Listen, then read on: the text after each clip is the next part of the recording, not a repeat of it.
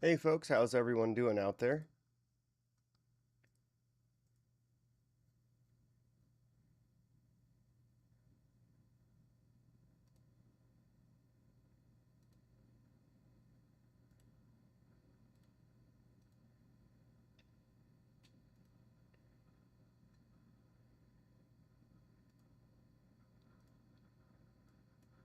Happy CPI Day to all those that celebrate this momentous occasion. The most important day of our life comes again.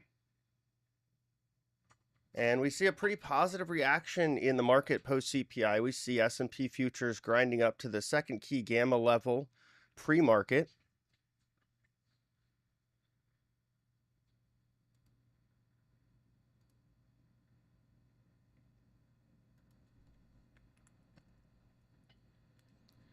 Let's take a look at some of the rates.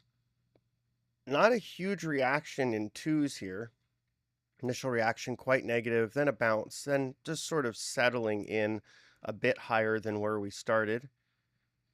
10's pretty flat, so not a big reaction in rates. Let's see what the euro's doing. Euro had a big drop, popped, and now back to where we were before. So it's really equities that are the most excited here. Some of the other intermarket dynamics that you typically see play out that are supportive, like dropping rates and a dropping dollar, not quite playing out so much pre-market. We'll see what happens during the cash session here.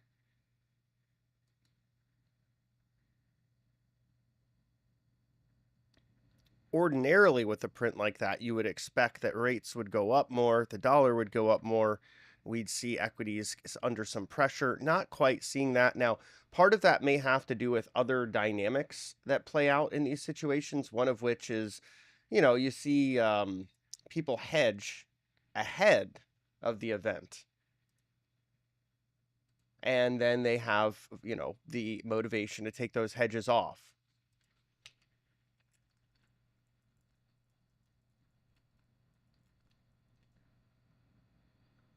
So that could be some removal of hedging that we're seeing here.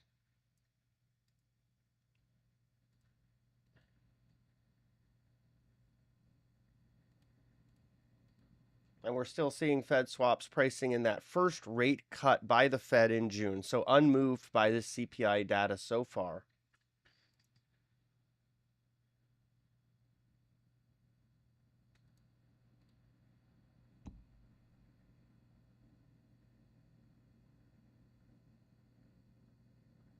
We did see some increases in today's CPI reading in energy, particularly gasoline and food oil, as well as utility piped gas service. We saw some relief in food away from home and services less energy, including shelter and transport. Just looking at month over month levels and how they trended last month versus this month. So it's a bit of a mixed bag. It does make sense to see energy coming back. We have seen the price of oil on the rise over the course of February. We've seen a bid in heating oil, and of course, gasoline tends to follow the price of oil to some extent, depends on refining capacity. On the other side, food away from home coming down a little bit makes sense as well. So we'll have to parse this as the market opens. I think the initial reaction here is more to do with removal of hedges and equities based on some of the intermarket dynamics we're seeing. Take a look at the Russell here. Similar look, gap down, and then just rocketed and now consolidating. Gold. Gold actually had a nice little pop after the drop. It's starting to give some of that back here. Crude, not a huge reaction to the data overall, which makes sense. We'll go back to the 10-year rate. We're looking at the futures there, and we just see them settling now. So there was certainly a drop, implying that rates on the 10-year were initially going higher, and now we've sort of settled, so it's basically a break even. Let's take a look at the euro. The euro now coming back down, implying some upward pressure in the dollar. The yen actually had a drop and then a pretty powerful pop. It is also settling back down. Let's look at some of the heavyweight stocks ahead of the open here. Here's NVIDIA. NVIDIA had a drop and pop, and now it's rolling over a bit. Similar look with SMCI and Meta. Amazon still pretty strong here, comparatively speaking. Had that drop, but that pop hasn't stopped. Similar look with Microsoft as well. Apple, pop, but drop. So settling back down. Similar look with Google. Google looks like it's got some more room to the downside here, maybe 137.75 on that resting offer. And here's Tesla. Tesla is a bit of a basket case this morning, but we did see the drop and pop and now sort of the sideways consolidation. And finally, we'll round it out with semis. Semis, you just can't get it ahead of these things. They're just grinding higher pre-market after that initial drop. Go back to the S&P 500 here.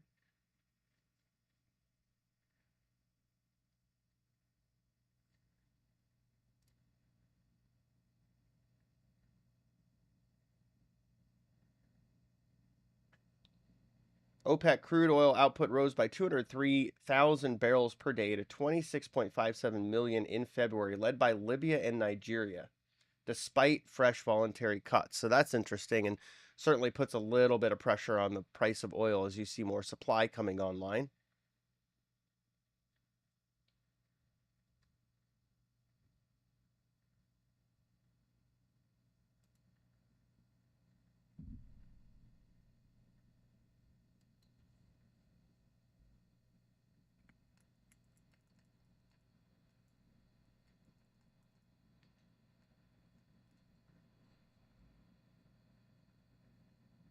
Looking for Redbook data. That's retail sales data year over year collected by Johnson Redbook coming out in just about 5 minutes here. We do see a little bit of a pullback after that initial positive reaction to CPI, which left some scratching their heads, particularly as the intermarket dynamics to support that move just weren't there.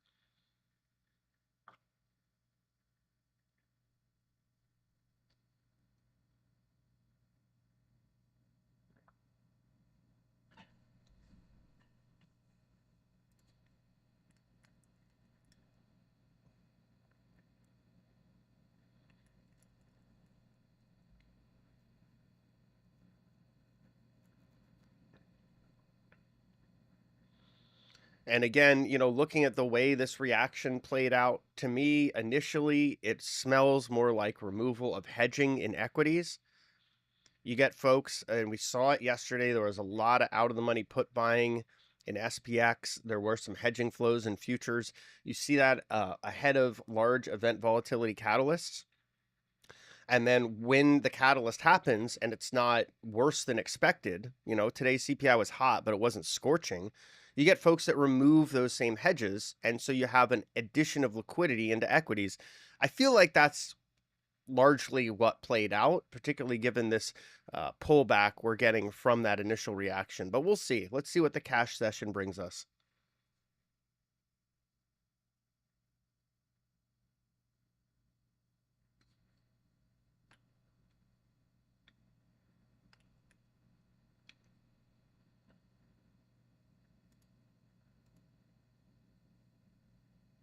And we're seeing S&P just getting a little bit of support at that volume weighted average price level that's calculated from the overnight session.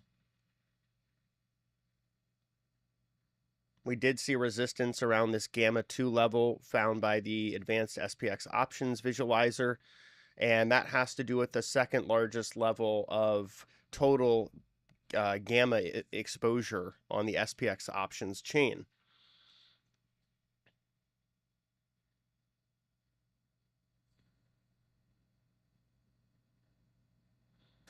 Let's take a look at the NASDAQ here. NASDAQ, similar look as the S&P. It had that pretty sizable pop after that gap down drop. And you can say that's a gap down because, look, there wasn't a lot of transacting in that gap down. So there really wasn't much liquidity there. When you zoom out, and it's probably better seen on the S&P, when you zoom out, you see how there's like no liquidity here at all? This often happens before an event volatility catalyst. You get this just disappearance of everything in the order book. Now, obviously, the goal of high frequency trading, the reason we allow algos in the market was ostensibly to provide liquidity. but they all disappear when you need them the most. So you get these crazy moves, and that's what that gap down was, right? Because there was really no liquidity until down there, just above 51.7750. And then you can see after the event, liquidity starts to come back, bring us into the present, where now it's starting to actually increase quite a bit as we get closer to the cash open. This is one of the reasons it's important to be a bit careful trading events, because you get these kinds of reactions in a low liquidity environment, which can exacerbate the scale of the move.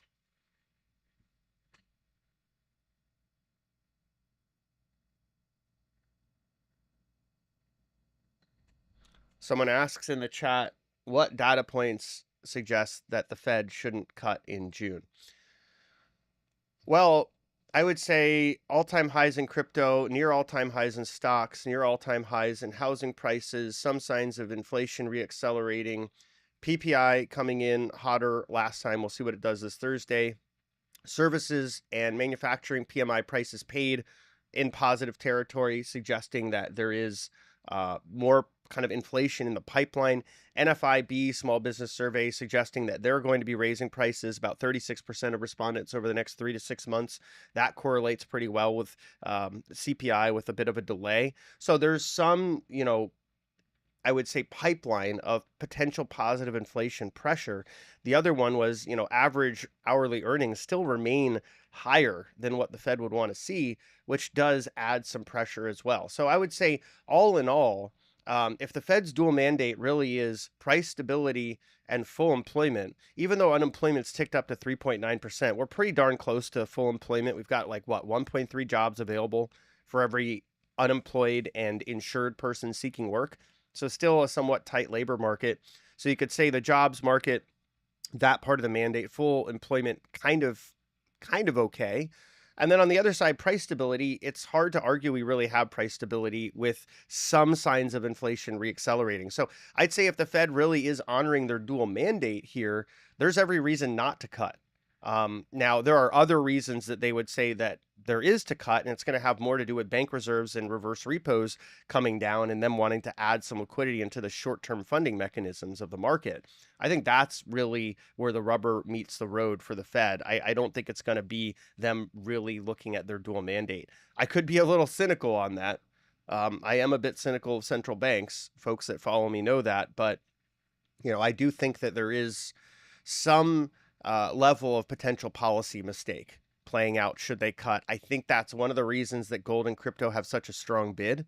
And I think it's one of the reasons that stocks have just kind of ignored all of this, assuming that the Fed's getting back into a cutting cycle when none of the froth has really abated anywhere. We can see it again in crypto, in equities, in a lot of the meme stocks where call skew is absolutely blown out to the upside. We can see it in real estate as well, particularly the higher end housing that continues to grind up in price. So I don't see a lot of powerful reasons for the Fed to cut here. The economy is not in trouble. The financial system is not in trouble. And if inflation is starting to show some signs of reacceleration, then, real rates are coming down a bit, which means policy isn't that restrictive. And then the last thing I'll add is if we look at various measures of financial conditions, we can see that financial conditions have actually eased since the Fed started hiking. So there's been such an offset from fiscal and other central banks like the Bank of Japan and to a lesser extent the People's Bank of China that financial conditions didn't even really tighten for more than maybe several months during 2022, particularly during the end of 2022. They got pretty tight, but now they're looser than where they were before the Fed started their tightening cycle. So I'd say there's every reason to not necessarily lean into cuts, but I think nevertheless the Fed likely will cut at least twice this year, probably or possibly up to 3 times. I don't think it'll be what the market expects, which is over 3 times, but nevertheless, I do think they'll lean into that because they've already forecasted for it. They've already, signaled with some degree of certainty. Now we will get the Fed's summary of economic projections in their March meeting, which I think will be quite important. They'll give us their thoughts on where economic growth is going, inflation, and then the dot plot, which gives us a better sense as to what policymaker expectations are for interest rate policy.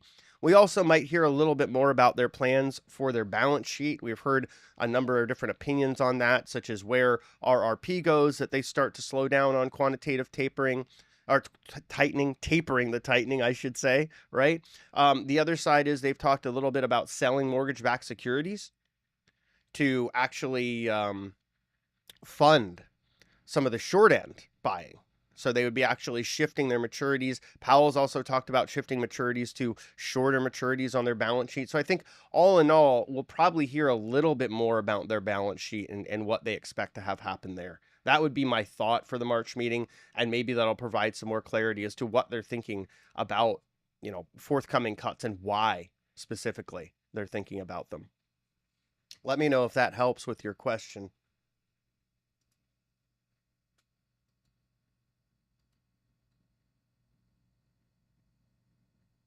Good morning, everyone.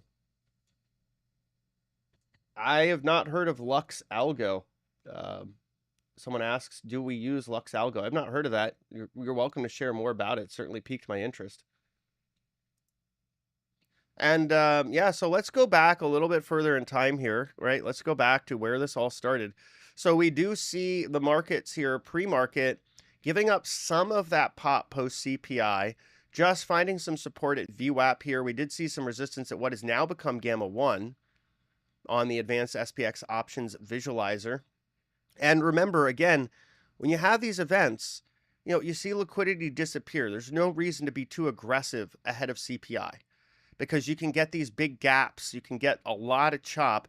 And unless, you have some kind of way of managing your risk, which would mean like trading very, very small size, this type of a move can be quite jarring, especially given that you're not going to get any fills as the event is happening that are going to be ideal. So my thought on these types of things is to kind of let it settle out, see how the market reacts, and then look for your opportunity. I felt like this was maybe a little bit of an overreaction, and it had more to do with the removal of hedges. And I feel like we're seeing that validated to some extent. So just to go over that again for folks out there just tuning in, before you get a big event volatility catalyst like CPI or the Fed or otherwise, you're going to have large institutions that will hedge their books into that event because they don't want to necessarily suffer unmitigated downside risk. So they'll be buying puts in SPX. They'll be shorting, the S&P 500 futures or stocks or otherwise, wherever their hedging mechanisms are preferred. But most of it is going to happen in SPX options and in ES futures. And so when the event happens, and it's not the end of the world, like, yeah, it was a hot CPI, but it wasn't scorching hot, you can see this sort of violent move because those hedges are being taken off rapidly. Usually even algos are involved with removing those hedges. So they parse the data. They have the parameters that the trading desk was looking at for CPI, and they say, okay, wasn't as bad as it could have been. Let's get out of those hedges. And it kind of turns into yelling fire in a crowded theater because then you got a bunch of different algos doing the same thing, kind of modeling that we need to get out. This wasn't a disaster. That becomes liquidity positive. You add a bunch of liquidity into the market, you get a bid. And then once that removal of hedging completes, well, you can kind of see what happens, right? You see a little bit of a rolling over. So again, we haven't gotten to the cash open. It's too early for us to say what the actual reaction to CPI is here. So we will be waiting. And I do like that 20-minute opening range to get a better reaction. Now, we just got Johnson Redbook year over year about 5 minutes ago. It came in at 3% versus last reading year over year was 3.1%. So that just says 3.3% growth at a nominal level of consumer buying at retail stores year over year.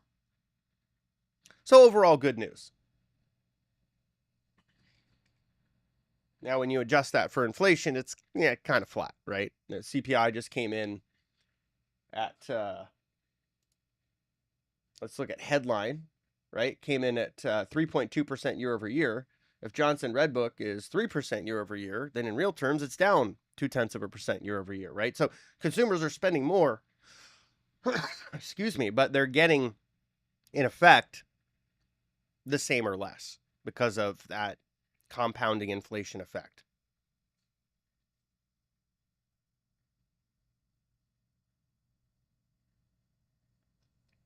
That sounds pretty cool. Definitely feel free to share more about that opening gate trader if you have some screenshots or otherwise.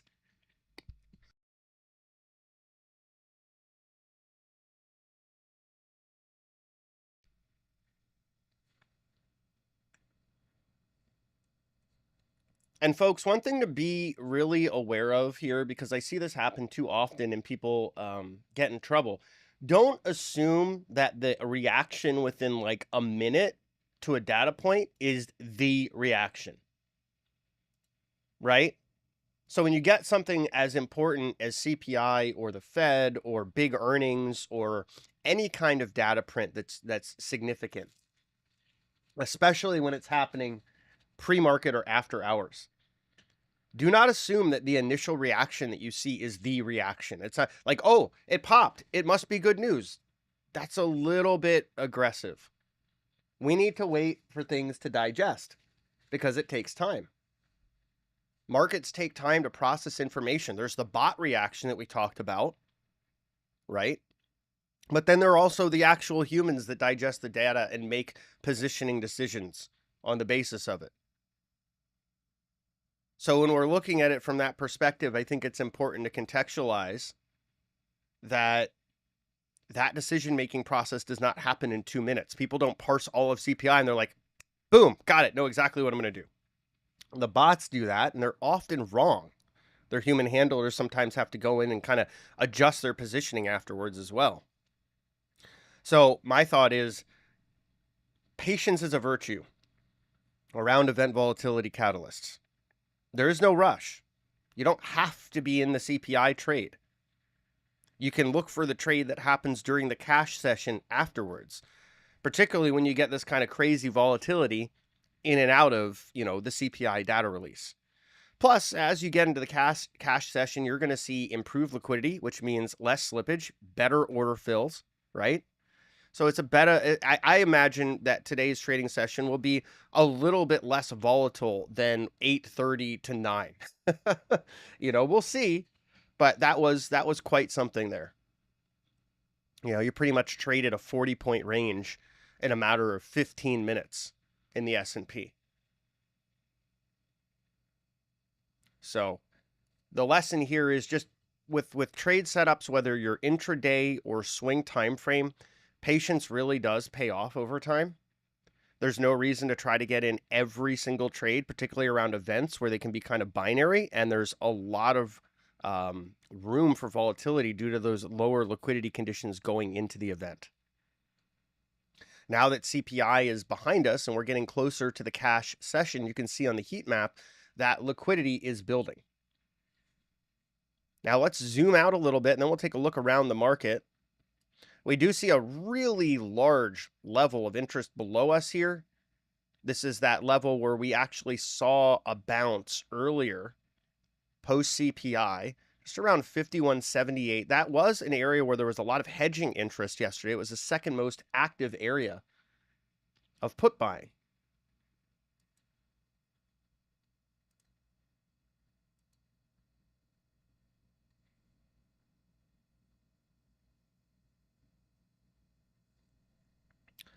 So far we are seeing sellers ahead of the open kind of reversing this initial pop that I attribute to algos, largely removing hedges. The NASDAQ, let's zoom out a little bit so we can contextualize this. It's also looking pretty weak here. Now testing the point of control below VWAP. The Russell having another one of those days. It looks the weakest of the bunch. It's actually almost back down to the CPI lows. And then we've got gold. Gold continuing to slip. And we're just going to zoom out on all these charts to the CPI reaction just to kind of get a sense. Gold actually took out the CPI low. How about that? It's supposed to be a hedge against inflation. Inflation's heating up and gold is rolling over. I jest a little bit. My opinion on gold is actually that it's a uncertainty hedge, not an inflation hedge. And if you really study how gold reacts, it reacts better in times of fear than times of intense inflation overall. Otherwise, gold should be substantially higher than where it is right now, where it's like $250 above where it was in 2011. And yet inflation is certainly debase the dollar more than that would suggest. Oh, we are seeing yields building in 10s here. Look at this. This is quite interesting.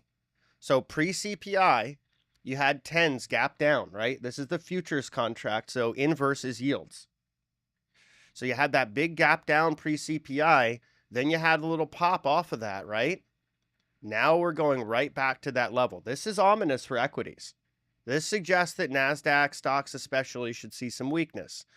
The euro, which is the biggest part of the dollar index, look at that, right back to the CPI lows. It was a little early to celebrate that move in CPI. We do have a 10-year auction coming up today, results posting just after 1 p.m. That will be really important to get a sense as to where participants are thinking about inflation after this reading. We'll take a look at some of these hot stocks ahead of the opening bell. Here is NVIDIA on screen, rolling over from its highs, not looking quite as bad as some of the other areas, but still showing some weakness from its highs. Supermicro, everything's about silicon these days. Supermicro also rolling over a little bit, though not back to its CPI lows. Meta, same look here, pre-market. Amazon, we're going to again zoom out a little bit. Rolling over a little bit, not quite back to its CPI lows. Microsoft showing some weakness, similar look as the rest, not quite back to its CPI lows, but rolling over. Apple, just the struggle is real with this one. It is below its CPI lows. Google, yikes. Google well below CPI lows, just rolling over and now starting to stabilize a little bit. And our buddy Tesla above that key pivot of 177.77, testing it this morning and stabilizing post CPI here. And we are back to the S&P, which again, for now, we're just going to keep those CPI lows on screen. We know that they're here just around yesterday's warm put level and this 1,000 resting bid.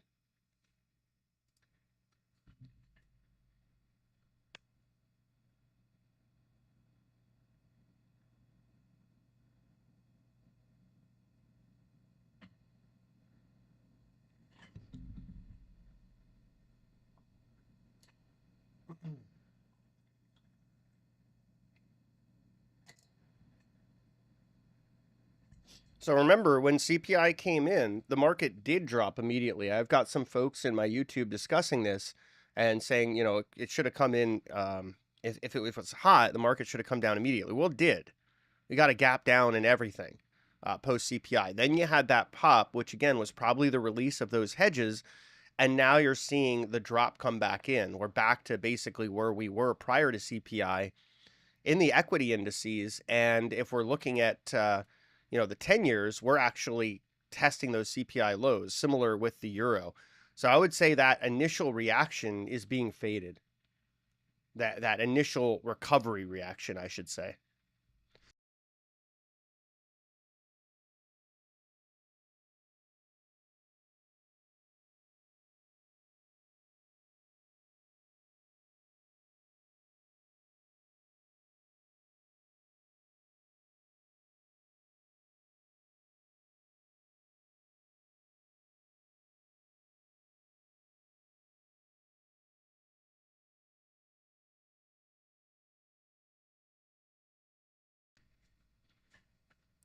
And we've got the opening bell coming up in just under 14 minutes here, folks.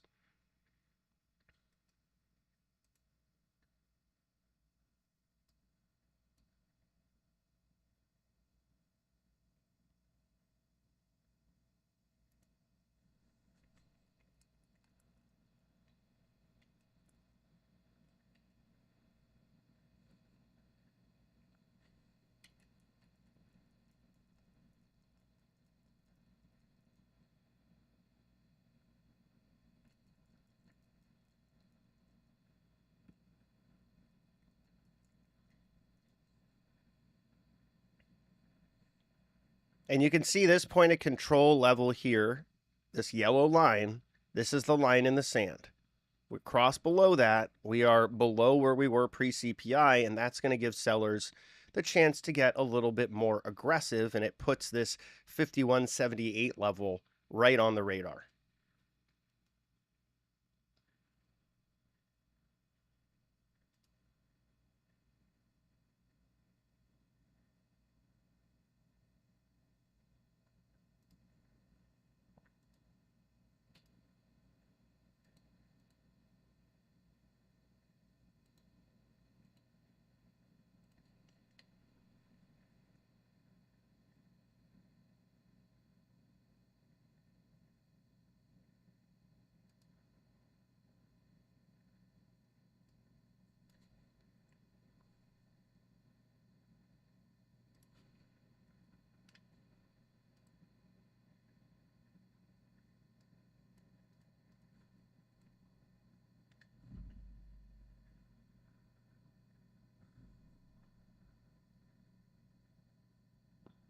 I would say, yeah, 51.97 is the point of control right now. So that is a level to watch as we get into the cash session. Things could evolve quite quickly after the opening bell because during that first hour of trading, you have a lot more institutional transacting.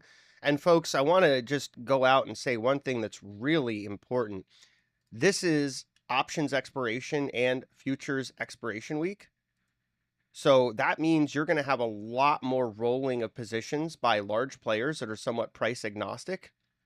Now, what that means is that technicals and probabilistic outcomes from certain types of trade setups, they don't have the same weight. They have less likelihood of manifesting as you would expect because you've got folks out there that are like, look, I got to move around like 20 billion of positioning. Doesn't matter what the price is. Doesn't matter what crayon line is there on the chart.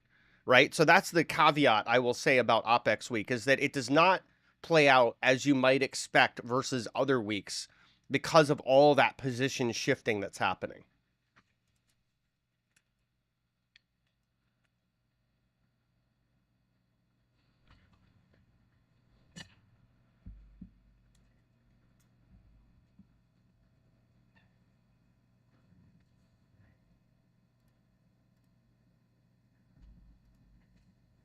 So let's take a look around some of the other markets here. We've got just about 10 minutes before the opening bell.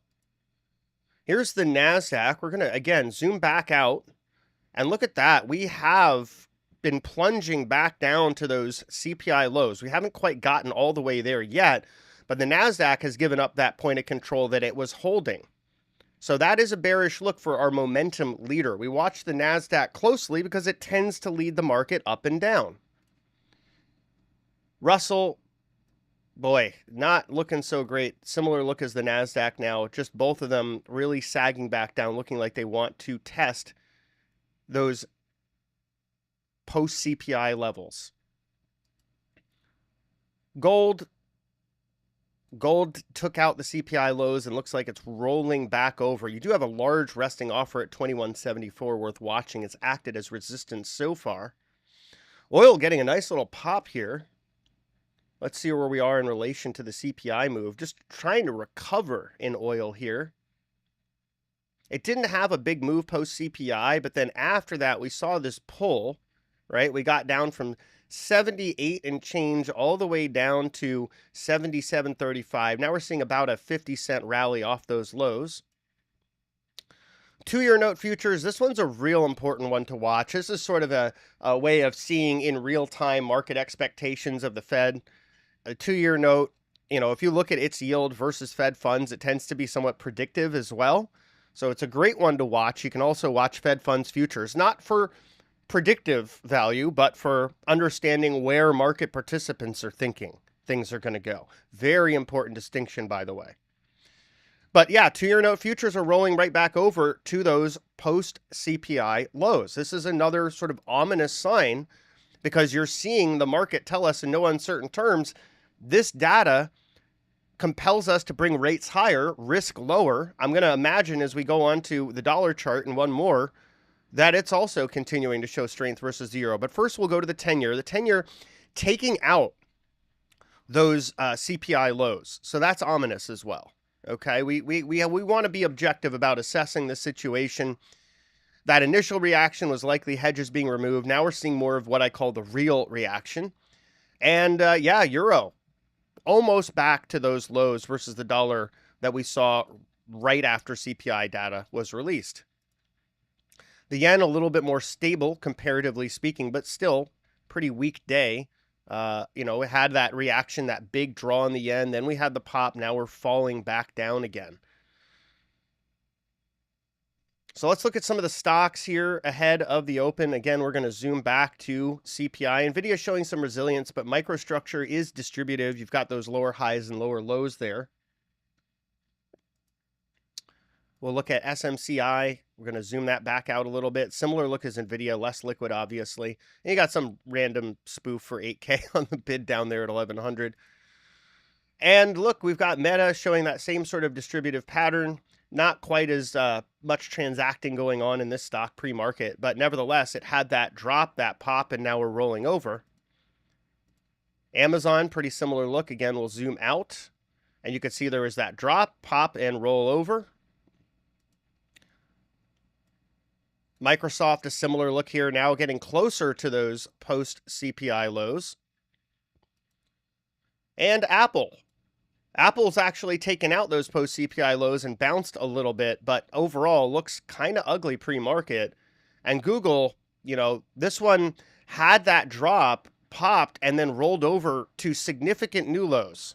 It's still well above the 200-day moving average by about $3 or so, but this one's going to be one to watch. It had shown relative strength over the last couple days of trading. Now it's back to weakness. And Tesla. Tesla's just sort of stable here. It had the drop, it had the pop, and then the drop again. Now it's consolidating. We're going to go back over to the S&P as we are just about 6 minutes away from the open here.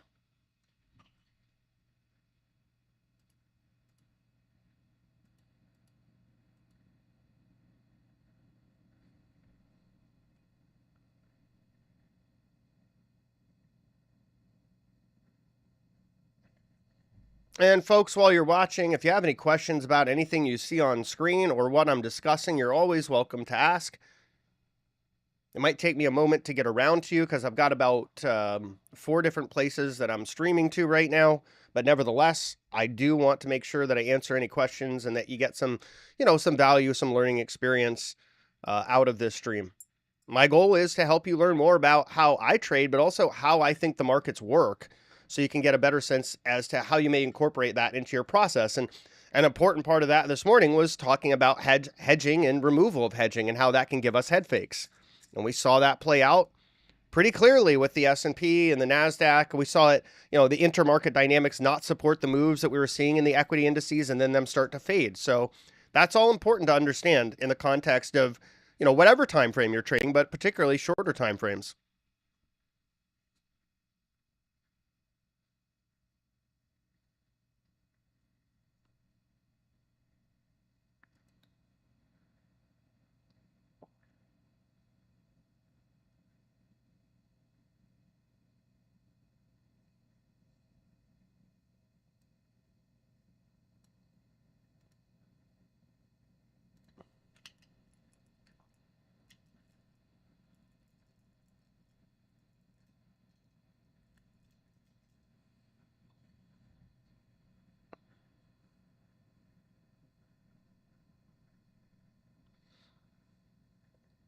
Just less than 5 minutes until the opening bell here.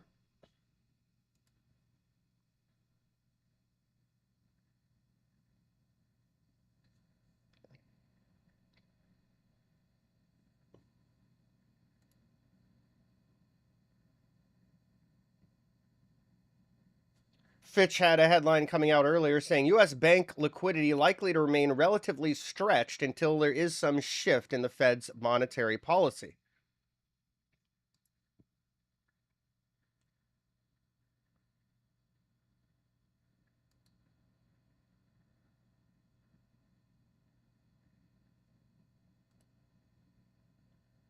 And so the next major economic event scheduled today is the 10-year note auction, results posting just after 1 p.m. this afternoon.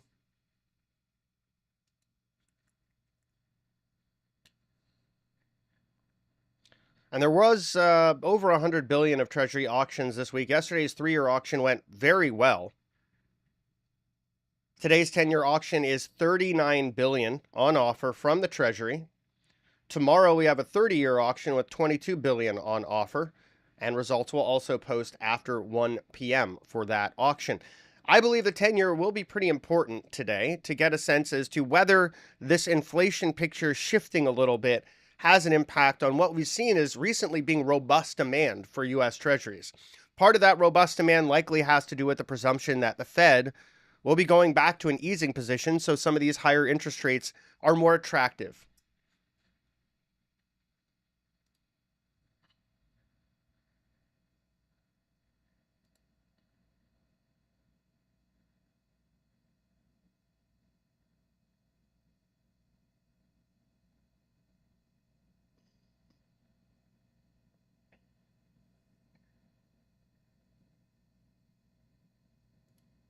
Got just less than 2 minutes ahead of the open. Cocoa setting another all-time high so far today. Just cannot stop running. Eventually, I feel like chocolate will be more valuable than gold if this keeps up. It's just absolutely remarkable. Do yourself a favor, pull up a monthly chart of cocoa. That parabolic move is extraordinary. There's nothing else in the commodity space that looks anything like it. Now, obviously, you can go into crypto and make analogs with Bitcoin, but that's a bit different. Cocoa's driven by hedge funds piling into speculative long positions combined with real world scarcity factors from unpredictable weather conditions damaging overall harvests. So this has led to a mania in the commodity.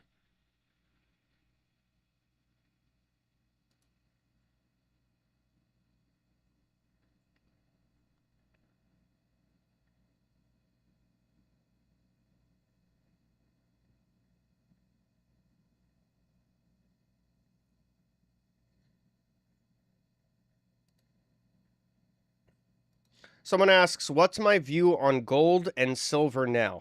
It's a great question. So I am constructive on precious metals, but my view is that I would be a little bit more constructive on silver and some of the better run gold miners. I'm looking for them to catch up to gold, and I'm sensitive to rates in the dollar. If rates start to move higher, if the dollar starts to move higher, I think that could put some some pressure on precious metals and possibly alter my view there. But as long as we see, rates and the dollar either moving sideways or ideally lower, I think the whole precious metal space does have some room. There's also, again, gold, silver, hedges against uncertainty, things that are bought in a more an environment where there is some modicum of fear. I don't think that fear is coming in from the markets so much as the fear of a Fed policy mistake and the fear of geopolitical tensions escalating. So with that backdrop, that could continue to provide a bit of a bid for precious metals as well. Let me know if that helps.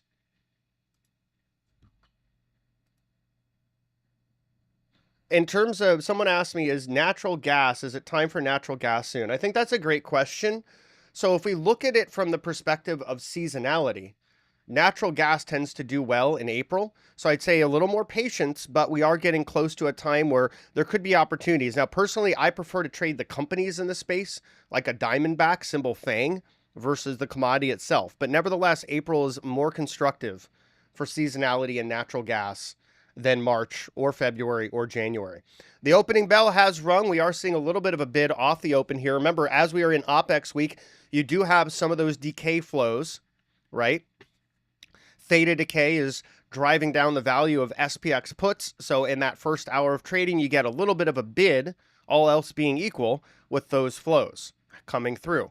On the other side of it, however, there are reasons for folks to potentially want to sell into this equity market. So going to be a bit of a tug of war here. We'll see how it goes. I like to look at the 20-minute opening range. The big caveat, again, is this is OPEX week, so a lot of price agnostic players moving big positions around, meaning those statistical probabilities of the outcomes that we may be used to are subdued.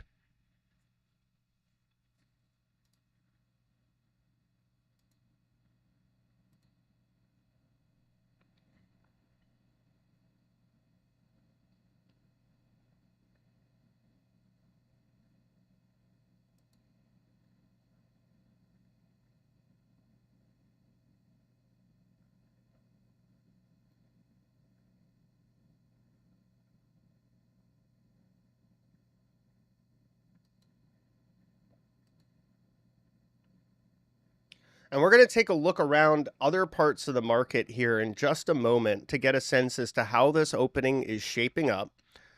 And then within about the first 10 or 15 minutes, we'll also get a better idea of where options interest is in SPX, and that can help to shape part of the trading day as we get a better idea of where institutional interest is in price and how much of a range there is. So far, we can see buyers pulling up the point of control into that cash open.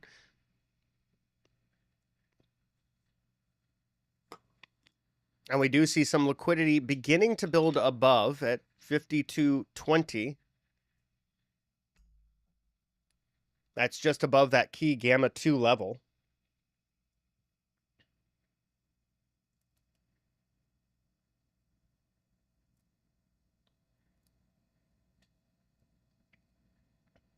Now, again, a quick review of CPI month over month. There was an increase in energy prices despite them dropping year over year.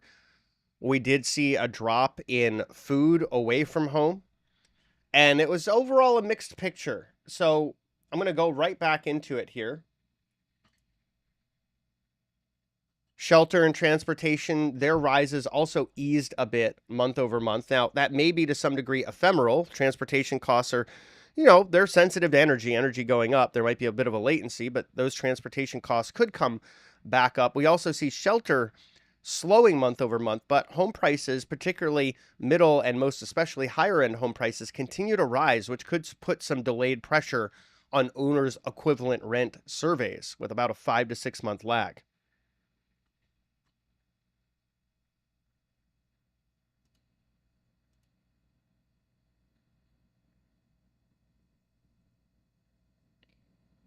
And there was a small buy-side imbalance going into today's trading session, about 33 million on the buy side. I don't really look at these opening and closing imbalances with too much interest. All I know is that other folks do look at them, and so they can sort of kind of maybe matter.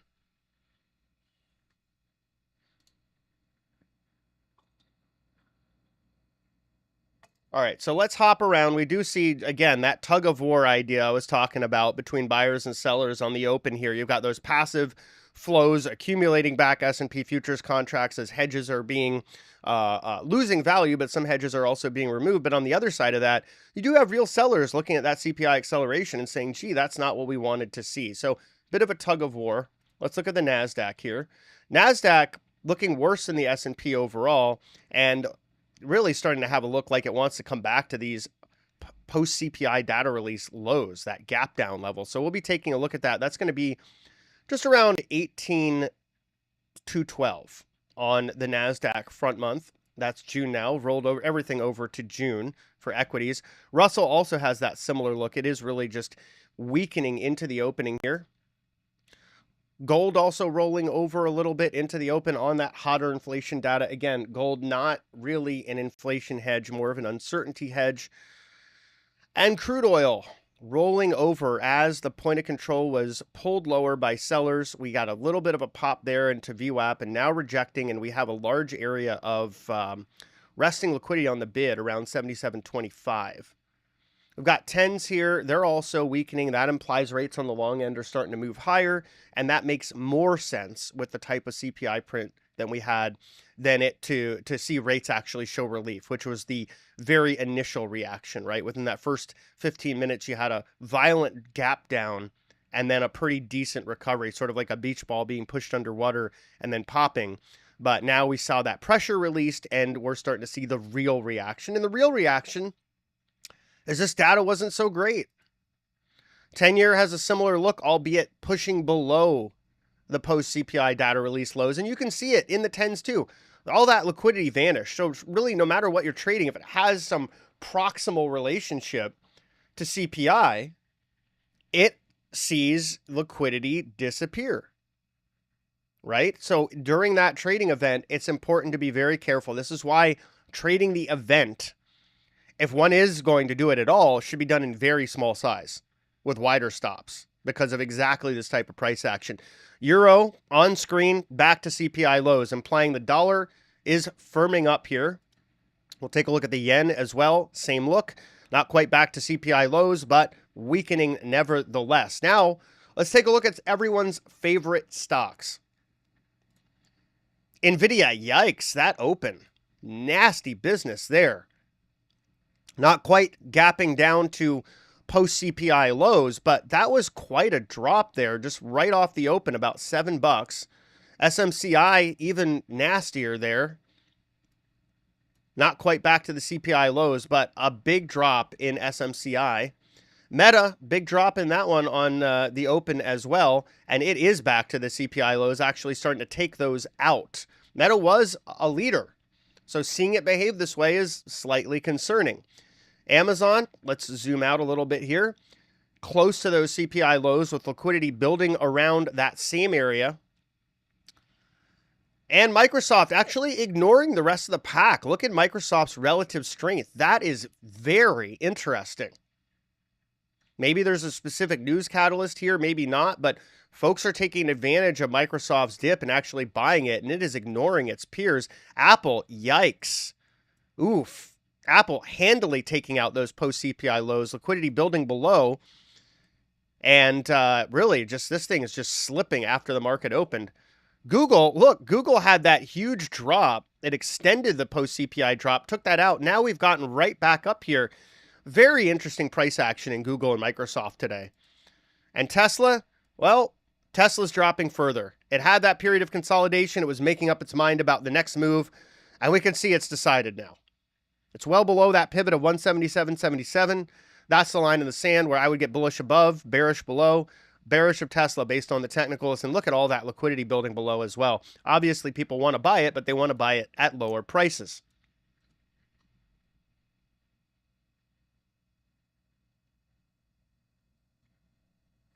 And S&P here looking weak. We are close to those CPI lows and getting closer to that level of potential support. We've got about 1,000 on the bid at 51.78, just around where there was a lot of interest in SPX puts yesterday as a part of those hedging flows.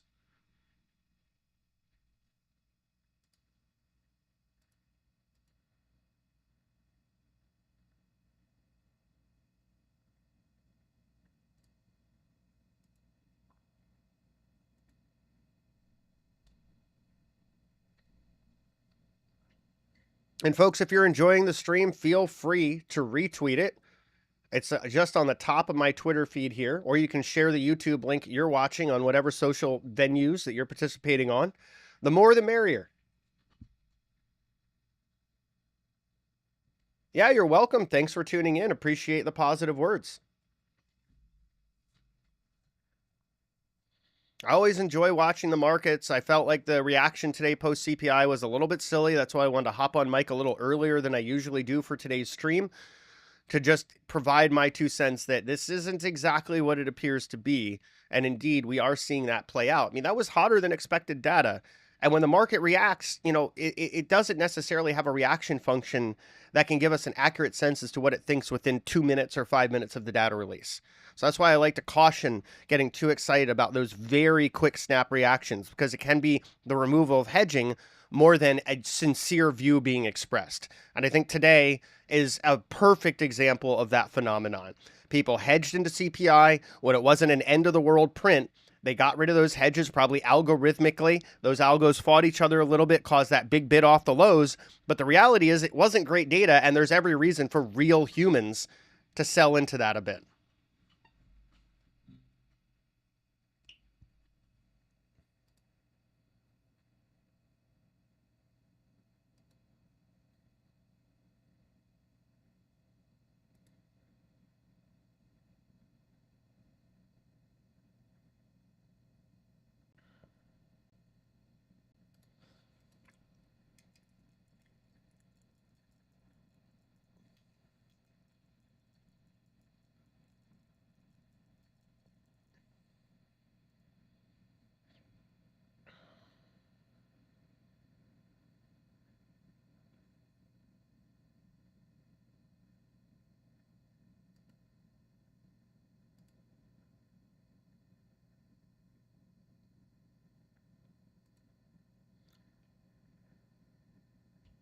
We've got about 7 minutes left till we'll be forming that 20-minute opening range in S&P and NASDAQ here.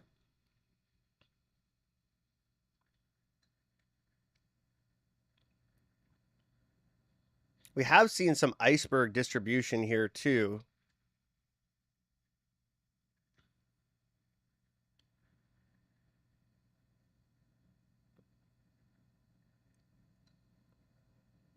Overall, though, I do get the sense that this is not a particularly happy market. It probably has room lower from here. We see that also in these intermarket dynamics. The 10s easily below that post-CPI low. The 2s getting closer to it. And then, of course, we have the euro over here also taking out that post-CPI low. Those are all dynamics that suggest there could be some more downside in equities as well. Someone asked, do I record the stream in order for it to be watched later? Yeah, so it is automatically recorded. You can watch it on YouTube, on Bookmap's YouTube, my YouTube, and on my Twitter. I think the YouTube ones will be around like indefinitely, and I think Twitter purges their video recordings after like 30 days or so, if I'm not mistaken. So probably best to check it out on my YouTube under the live streams, or under Bookmap's YouTube under the live streams archive.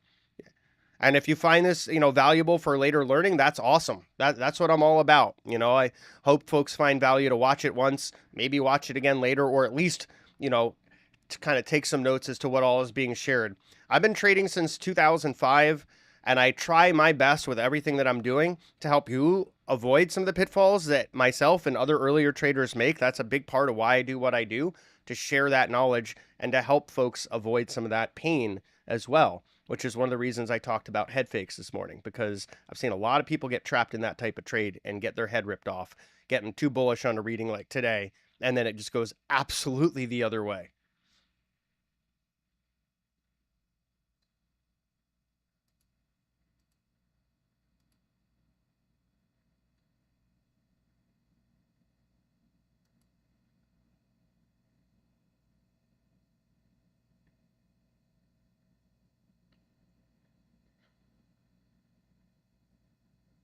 And you can see those large bubbles here. If you're looking at the Bookmap heat map here, those are delta prints.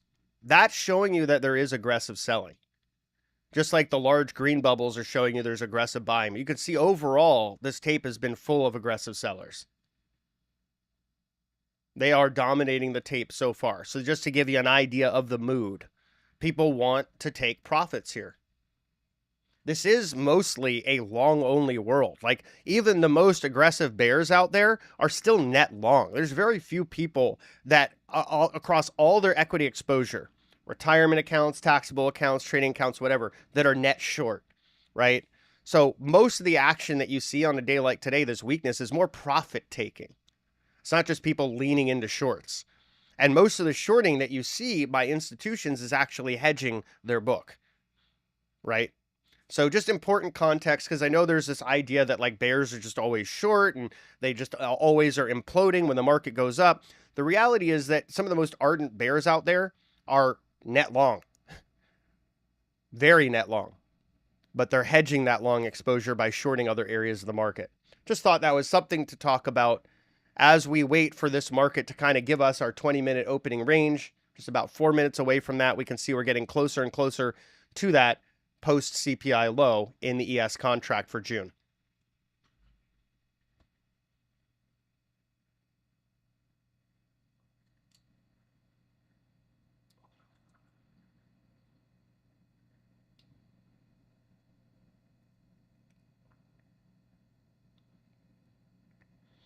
And looking all but inevitable that that resting bid at 51.78 gets taken out by sellers here who are still mounting a rather aggressive pull. Let's take a look around the market, see what else is going on here. NASDAQ below the CPI lows. It is our momentum leader. That portends to the S&P following. Russell, similar look, but finding just a modicum of support there so far. Gold consolidating after making a new low. Crude trying to make a push higher here. 2-year note futures continuing to grind lower. 10-year note futures, very similar look, a microstructure downtrend of lower highs and lower lows. And the euro, same look there, no big surprise. The dollar is strengthening after yields are rising on the back of that print. NVIDIA continuing to fall. Nasty pull in this one, now down $15 from the cash open. It showed some strength into that cash open, giving that all up now. And we do see resting liquidity building below in NVIDIA. This stock has incredibly stretched skew towards the call side. So if we look at NVIDIA's skew, you can look at various websites to do this, like Market Chameleon. You can see that it is so thoroughly inverted towards calls that you get passive distribution. It's the opposite of what we talked about with SPX puts, right? If market makers are selling SPX puts, as those puts lose value from theta decay and otherwise, they're able to reduce their hedges by buying back futures. Well, in stocks, if I'm selling contracts as a market maker to someone that's buying calls on NVIDIA, and those calls are losing value due to theta decay and the price dropping, guess what? I get to sell shares into that. I get to reduce my hedges. And on OPEX week, that activity intensifies, and we're certainly seeing some of that, which means the offsetting flows, the buying of shares and calls need to more than offset that weakness, and so far, they're not. Long-winded way of saying NVIDIA could have a little bit more downside from here. SMCI taking out 1100 to the downside, and we can see that's right close to those post-CPI lows. Meta trying to stabilize a bit, but, you know, it did take out its post-CPI lows earlier. Pretty volatile trade in Meta so far. Amazon looking pretty nasty. Let's see where it is in relation. Yeah, it's taken out those lows, or very, very close to it. And Microsoft, we talked about the strength earlier. It is giving that strength up right now. So it had that sort of counter NASDAQ bid. The NASDAQ was rolling over, Microsoft was rallying, and now we're starting to see Microsoft give that up a bit here, but it's still relatively stronger than its peers. And Apple just can't get out of its own way. Big resting bid at 171, seems like destiny there, and potentially even 170. Lots of resting liquidity below, wanting this stock lower. There is, of course, a fair amount above, but the trend is your friend, and these act more magnetic when they are on that path that the trend is following. Google showed some strength up to 139, rejected there. It did take out that resting offer, but then it came right back on the tape, and we can see that stock rolling over like Microsoft. It showed some initial strength. It's not able to hold on to it. And then there's Tesla here, which is just absolutely rolling over from the open. It looks a bit like NVIDIA. So we're going to go back all the way to the S&P futures here, and we are just above that level of the CPI, post-CPI lows.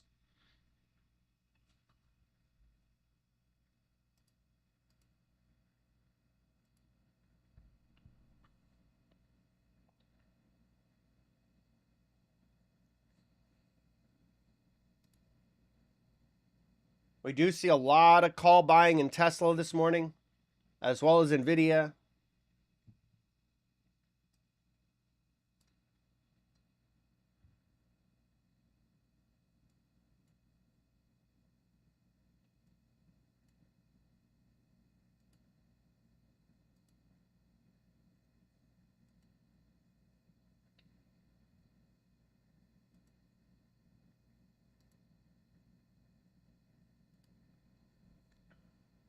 So we've got Tesla 170 sweeps for June 21st, 121,000 in premium paid. Got 175s for March 15th, 142,000 premium paid for those. Got 177.50s for this Friday as well, 311,000 in premium paid. And then NVIDIA, 1,000 strike for this Friday, 143,000 in premium paid. And a 1080 strike for May 17th, 318,000 in premium paid. So a lot of activity in NVIDIA. Going out to this Friday again, 895 call strike, 1.15 million in premium paid. And NVIDIA options just lighting up the tape again today. I mean, I could go over all of them, but we're talking about millions and millions of premium paid for that and for SMCI. So a familiar theme. Semiconductor calls are all the rage, even though we're starting to see a lot of weakness here.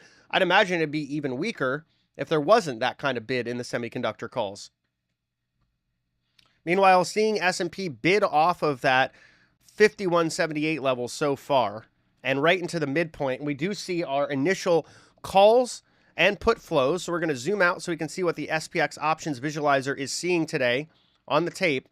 We can see that hot put building much lower from here, around 51.26 on ES. The warm put around 51.63, now moving lower. Now moving lower. We're seeing those flows build into that hot put too. That is the most active option on the chain, and the put-call ratio favors puts as of this moment across the entire chain. That is why there's that asterisk by the 3K. So that just suggests that there is a renewed interest in put exposure for the purposes of hedging and probably to some degree downside speculation. But on the other side of it, when we're looking at unusual options flows, there's about 80% more going into unusual sized call buying and sweeps in single stocks and ETFs than in puts so far.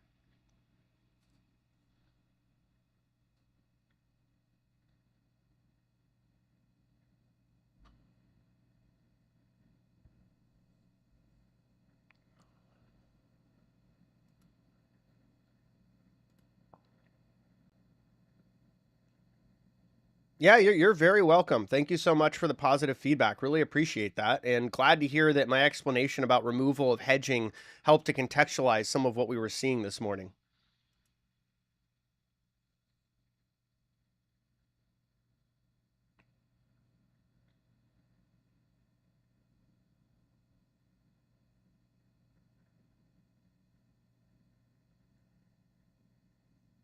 T-triple-Q calls coming through, about 500,000 in premium paid for the April 19th 70 strike. That's the triple leveraged NASDAQ ETF.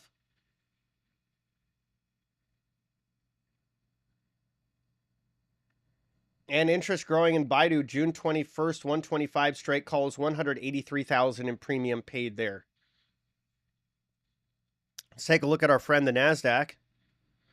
Getting a bit of a pop off its lows, climbing back above that post-CPI gap down so far with a decent amount of volume. We see CVD, or cumulative volume delta, starting to tick back into the positive over the last half hour of trading. Let's take a look at the Russell. Kind of a similar look as the NASDAQ here. And also CVD creeping back into positive territory.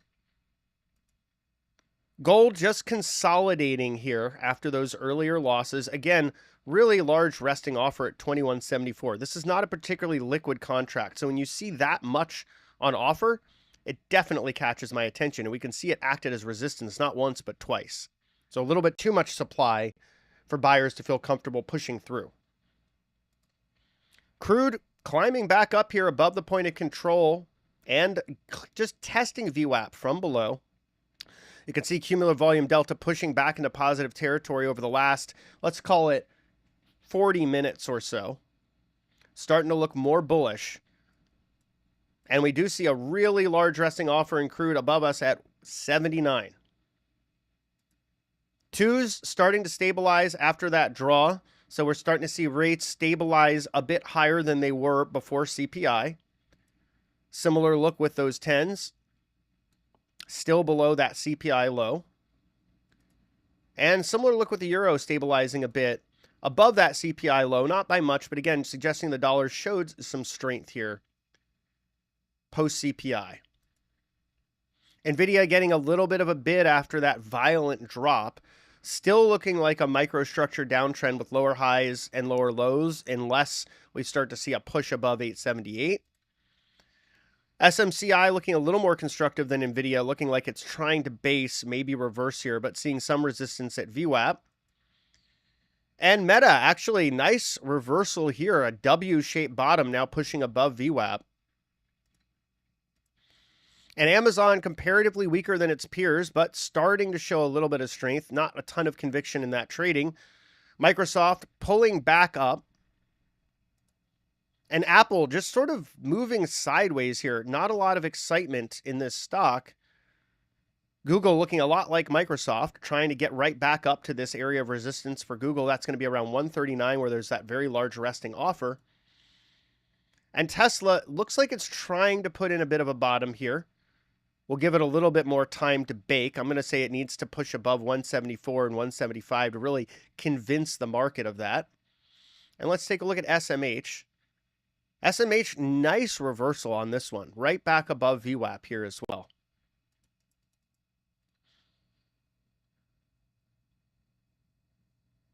So if we're contextualizing that opening range in the S&P, we can say that the bottom of the opening range is going to be around this same level where there's that large resting bid.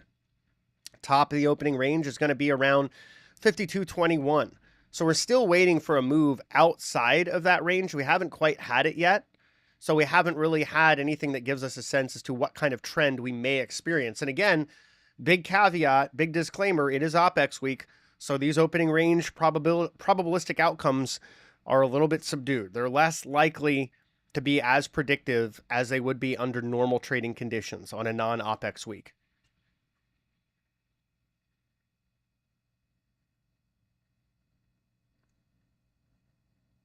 Someone's getting bullish of Russell, about 455,000 in premium paid for June 21st, 215 calls. Pinduoduo 140 calls for May 17th, 102,000 in premium paid for that one. A lot of excitement around their Temu platform.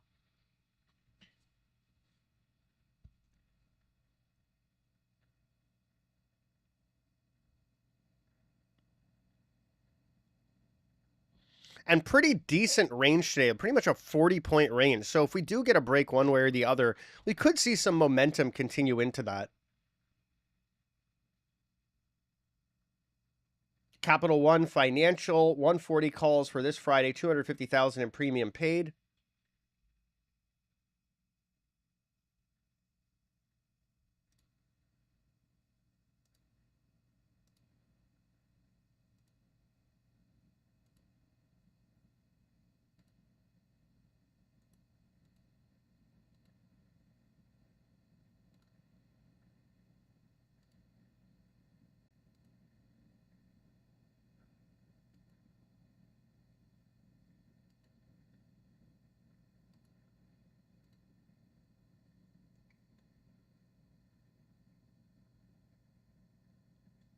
Reddit looking for a valuation of about 6.4 billion on its IPO. Some saying the valuation is too cheap, others arguing it's too expensive for a company that is yet to find a way to make profits.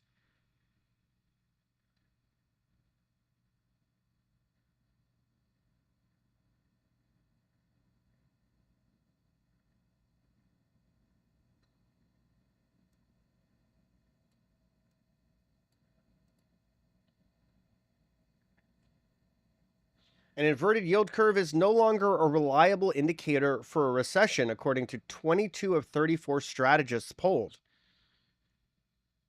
Do you see the S&P futures just pinging up back to this point of control? We see the midpoint coming back on screen, indicating there's a relative balance between puts and calls here, which we can see.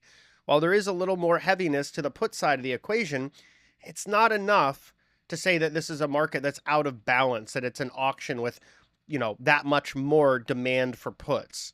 So that's why the midpoint is coming on screen from that SPX options visualizer that I built for Bookmap, which does align right here with VWAP. Often there is convergence that we see. That's one of the key themes that I like to talk about. And so this is telling us it's a market that's in relative balance right now after that initial sell.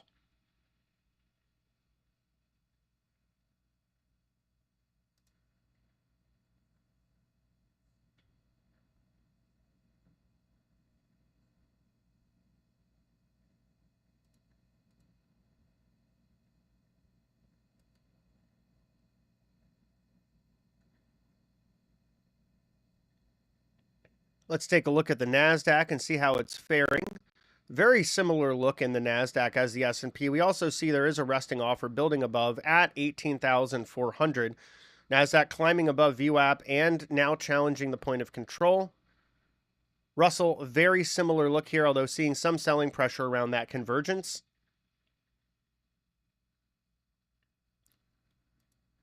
And gold starting to get a little pep back here. Still watching that really large area of resting liquidity at 2174. That has been resistance twice now. Will the third time be the charm if we get there? I think it probably will be. 79 on crude, that area of interest continuing to look attractive. Let's just zoom out a little bit more. Yeah, that's really the largest amount of liquidity on the book where the trend is heading. So I think that's important to watch that level, that 79. Again, we're watching West Texas Intermediate crude, that contract in CL.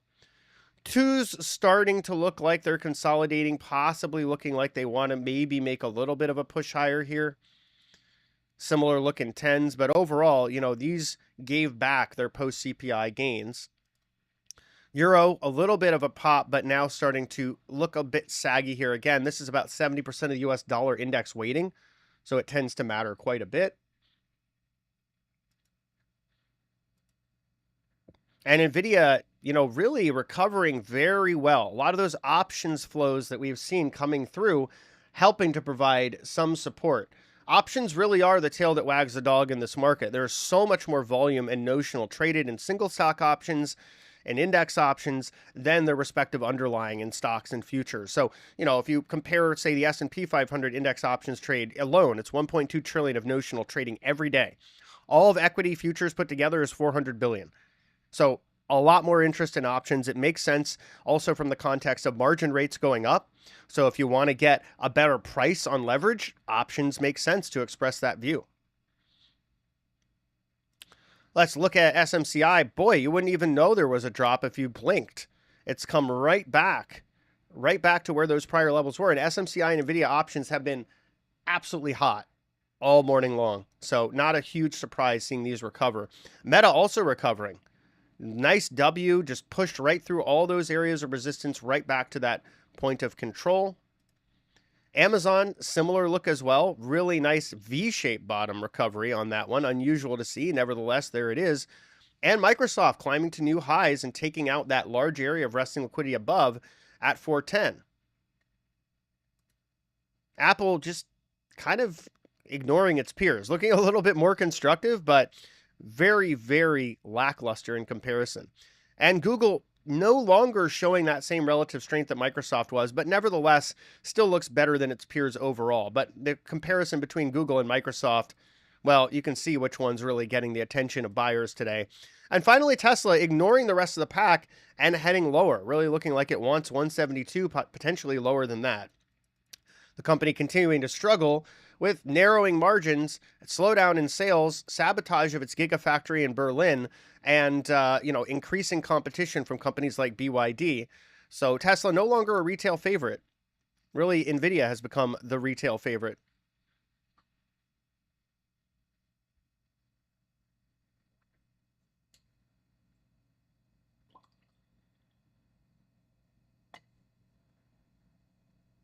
So I was hoping that we would see an opening range break one way or the other while on stream. We're really not seeing that. We have a really big range here. We can see it on screen. So top of the range, let's just call it 52.10. Bottom of the range, about 51.78. We're really looking for a decisive move one way or the other to qualify some kind of trend. If we don't get that, we just may have just sort of a choppy trading day, which would make a lot of sense for OPEX week.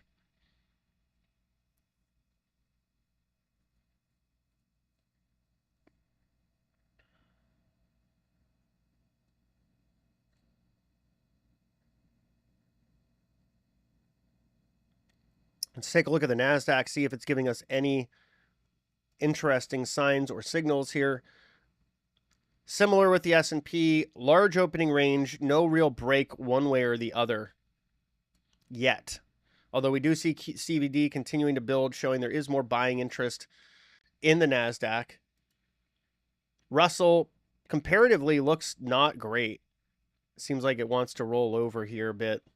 Also another one where we haven't seen an opening range break one way or the other. Going into rates, we could see just some modest recovery in tens, and the euro, similar, just a slightly modest recovery off of its lows. So those intramarket dynamics still providing some weight for equities overall.